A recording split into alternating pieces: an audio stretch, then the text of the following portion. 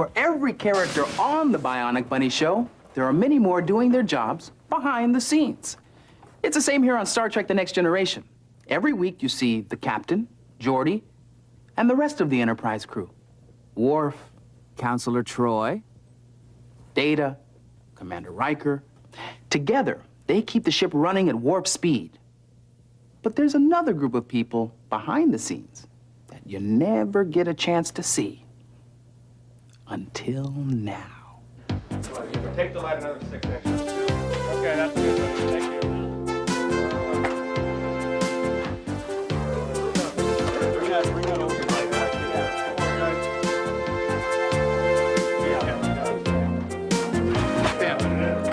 Too much of a, from this up to this. Right on it, right?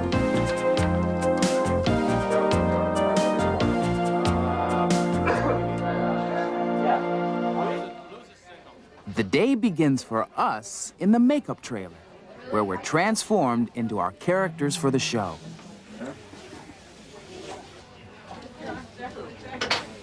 Some of us change more than others. Turning an actor into a Klingon takes a bit of doing. In fact, it takes 2 hours every morning to transform my friend Michael into Lieutenant Worf, Chief of Security on the Enterprise.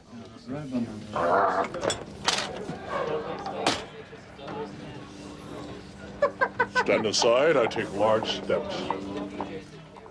When we get to the set, we go over the script with the director. Everyone contributes ideas to make the scene work.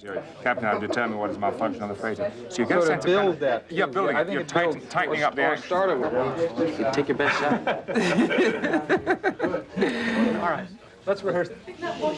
Twilight, rehearsing from the top. Action. Solar flares are During rehearsal, the director blocks the action for the scene, and we practice it with the dialogue. Here comes Jonathan. What about quarrelsome guests? Waiting for you in the observation lounge. And that takes us to this. A scout ship reported 2 inhabited planets, one of which was on the verge of acquiring space travel. Odd that in 2 centuries, neither civilization... Rehearsal is going well. I find it strange. So the director begins final preparations to shoot the scene. In here, and in anywhere in there, I want to come He directs the cameraman to roll the cameras into position. Sound is put in place, and lighting is adjusted. this one. Lose a single. The actors get ready with a few vital finishing touches.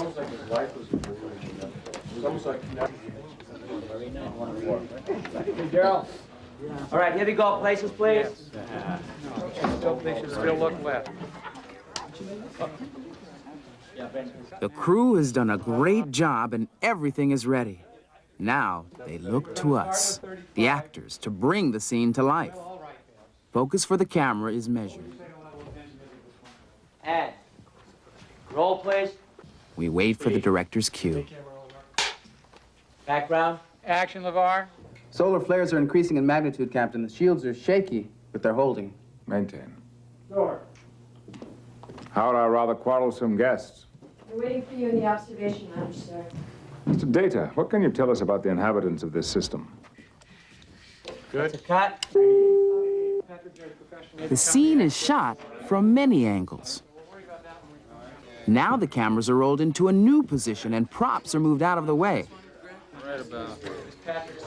We're ready to shoot the scene from a different point of view. Jonathan, take your position behind Brent for a second. Rolling, please. Background. And action. And here's what the cameraman sees through his lens. This is a master shot. That means the major characters for the scene are in the shot. The only recorded contact with the Delos system was over 200 years ago.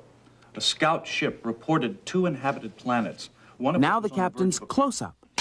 Mr. Data, what can you tell us about the inhabitants of this system? Now Riker's reaction shot. Action.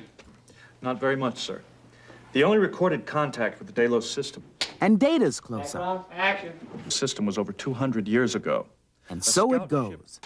Shot after shot after shot. Background. Action. Close-ups, establishing shots, reaction shots, two shots, zooms, pans, wide-angle shots. How do you make a show out of all of this?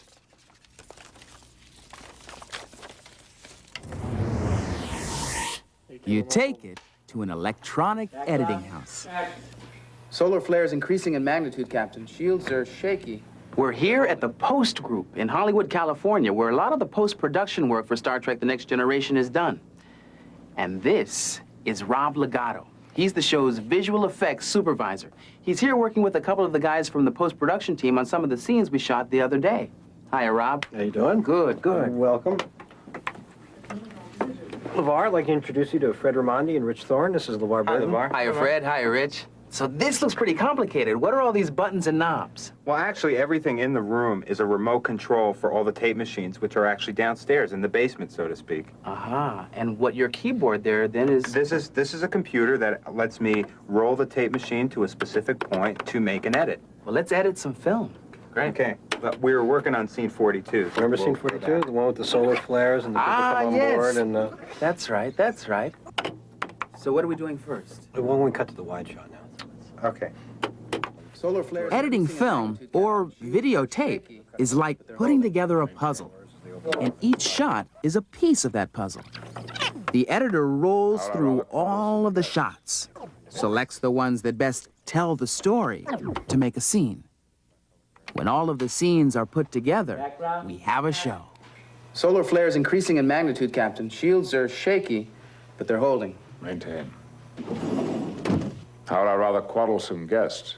They're waiting for you in the observation lounge, sir. Data, what information can you give us about the inhabitants of this system? Not very much, sir. But what makes Star Trek unique happens next. Those amazing special effects. Reported 2 inhabited planets.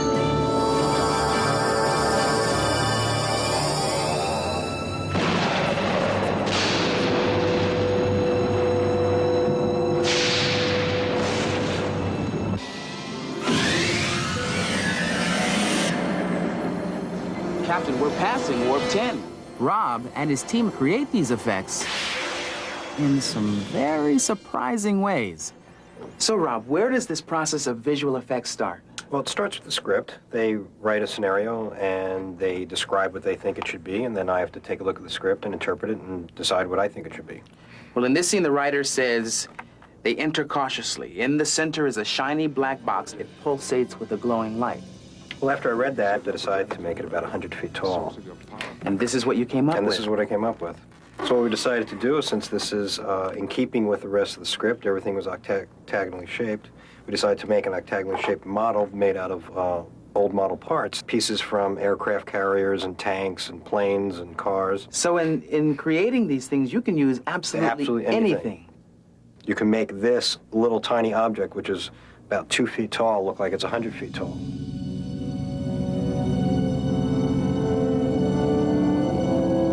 Well, now, one of the effects that everybody loves in Star Trek is the transporter effect, beaming in and out. How do you do that? Well, first it starts, again, with the script where they describe that might be a sparkly pattern or whatever, and then you have to figure out how to make that sparkly pattern. And one of the ways of doing it is actually take sparkles, like you buy at a hobby shop, and you need to suspend them somehow. You either can suspend them with wind or air or whatever, or the easiest way is to suspend them in water. And simply take regular sparkles and dump them in a water tank, and then stir it up, and then start filming it after you've stirred it up. It looks like...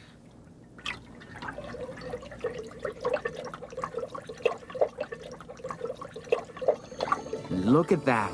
You can actually see those sparkles in the beam-up effect.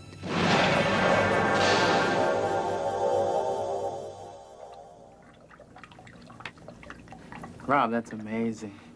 And what's this little guy here? Well, this is a little model we built for a matte painting shot we did. It was a painting of the Enterprise in the space dock, and this was going to be a little scout ship. We didn't have much money, so it was built out of spare parts. There's a disposable razor here. Then we added some lights to it, And we shot those in smoke as well, so you have the little beams that come out of it. And we flew that in front of this painting of the Enterprise, and it made it look like it was realistic. You like what you do, don't you? Sure, I enjoy it. It's fun. It's a challenge. Yeah. Well, I bet you're wondering where the real Enterprise is. Well, earlier today, Rob took me to Image G, where the Enterprise lives.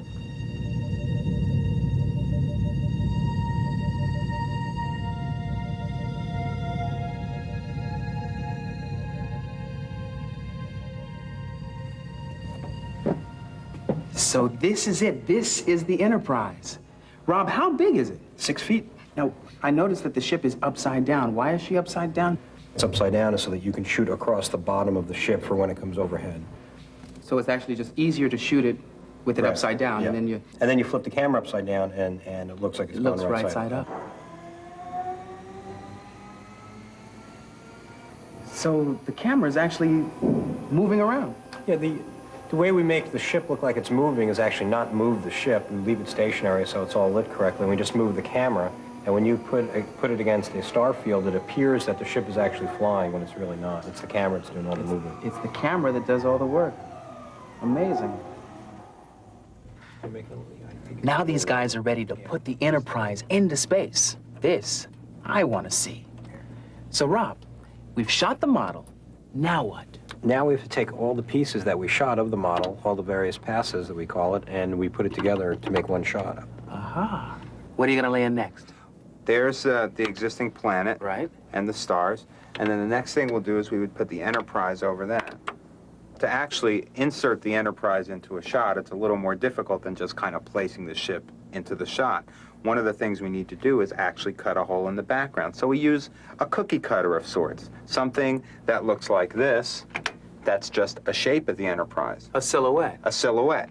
So we start out with this, and what we do is we actually cut a hole in the background. Wow. A shape of the Enterprise. Right. Then if we add the actual Enterprise into that hole, it looks like that, and there's the Enterprise on the shot. Now, can you make that image of the Enterprise move in this picture? Sure. Whoa! What'd you think? That was great. That was great. Listen, thanks, guys. I really learned a lot here. Well, you're welcome. I'll see you later, Rob. Bye-bye. Okay. Let's cut to the ship. Good, you got it.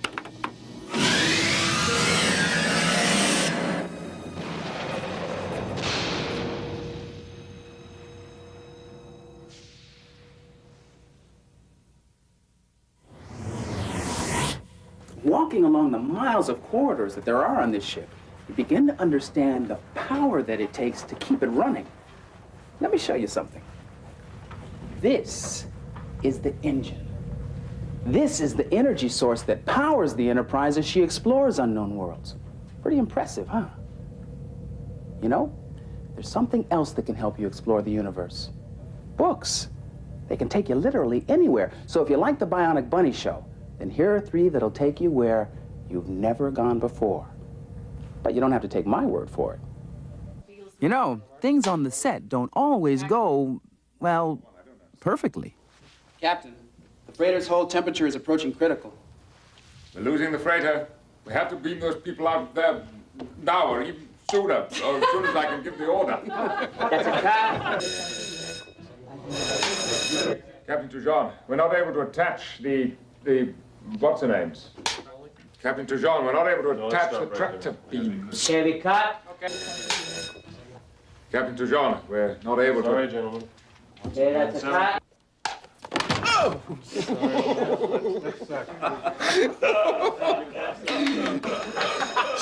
Do I get the assistant Oscar for that? You know, we have a lot of fun. And when we're finished, we've made a show we're really proud of. You can turn on your TV set and enjoy a story well told by the experts we've met today. Or you can be the expert by picking up a book. When you read a good book, you're the producer, the director, the actor, even the special effects magician. You bring the book to life in your imagination. So, the next time you're looking for some behind-the-scenes adventure, pick up a good book. one to beam down. I'll see you next time. Energize.